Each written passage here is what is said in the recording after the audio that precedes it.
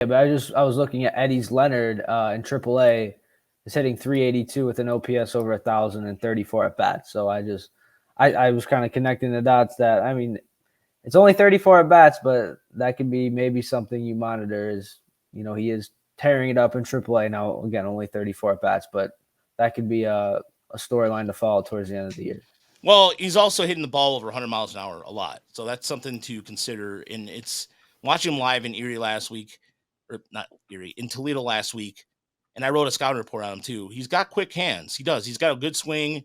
This is his first time in AAA. Eventually, I know that when I asked Scott Harris about it, he was going to see some time in the outfield. That could happen based off the Tigers do, because I still think in the next few weeks, I'll be going down to Akron this weekend, Saturday and Sunday. Tomorrow, I'm going to go down to go see Jackson Jobe pitch. Nice. So with Chris, Saturday and Sunday, I'm soling out.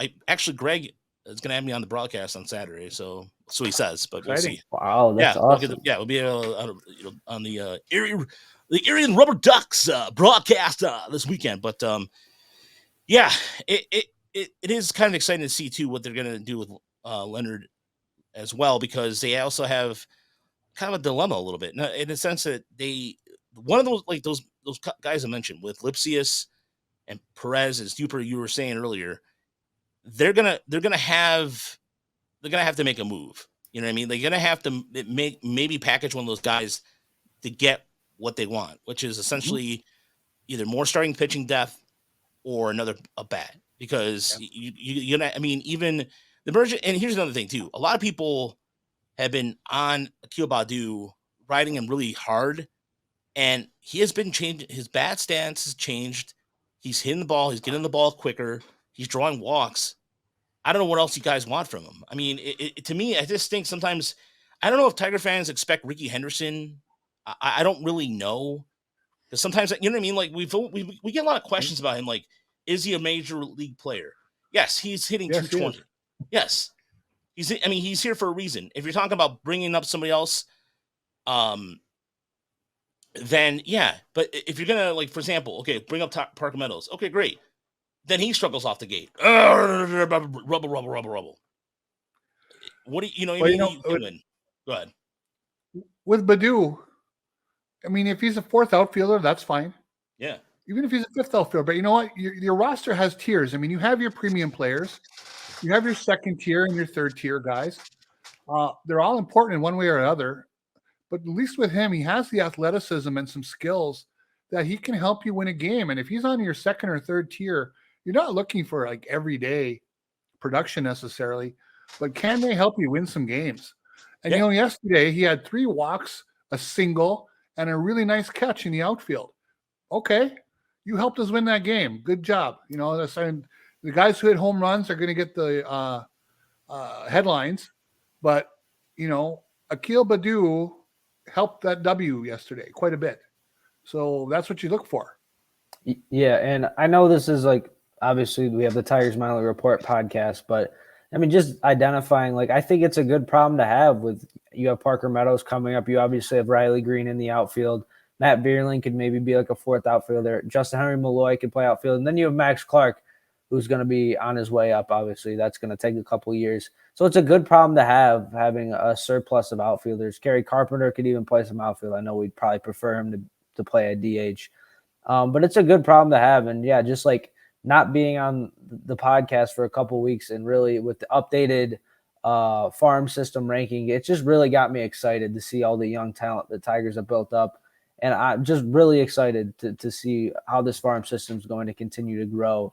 And like I said, I think it's a good problem to have, having all this depth in the upper echelon of your farm system and putting pressure on the guys to perform at the major league level. Yeah, and hopefully that translates. Speaking of that depth, Raj. Yeah, I was going to say, Baddoo's batting 290. Wenzel Perez a major leaguer next year in the outfield? Who? Wenzel Perez. That's a good question. I think he is. I think he did. Like I said, I saw him make a really Erie did a really he had a gun down in Hartford against Hartford. He did a really good job in the outfield. I think he's better in the outfield than he is in infield. He should not be in second base at all because he is a liability. But in the outfield, I think he can hold his own. I really believe that he's not going to butcher it out there. He's not. I mean, I'm talking like Roberto Campos right now is really, really raw right now. He still needs some work in the outfield. But I think Winfield Perez is serviceable. It's serviceable. It's just that the bat there. I mean, he has I think it was his third extra base hit right now for Toledo. So yeah, they are, to me. Perez can hold his own. By the way, yeah, Badu is batting 290, 357, 500 in the month of August. I want to get your opinion too. 24 years old, 19th round draft pick in 2021. I've heard the Kerry Carpenter comparisons. Absolutely tearing it up in Erie right now. Uper, if you have an opinion too, is this a flash in the pan, or is this a guy we can look at to maybe be a long-term piece for the Tigers? I did an article on him a couple days ago, actually, that goes into breaks down why he could potentially be a major league player. And that was, you look at some of the numbers in terms of like, I compared the first 44 games of him to Kerry Carpenter because everybody does the easy comp because they're both 19 round draft picks. The big difference is that Carpenter hits more fly balls than Bigby. However,